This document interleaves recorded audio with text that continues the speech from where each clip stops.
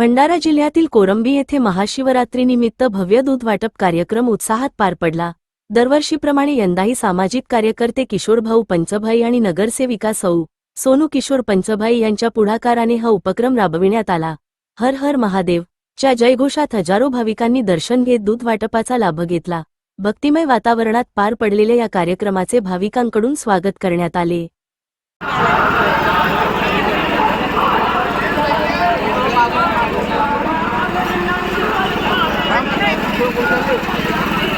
म्हणजे किशोर भाई बोला।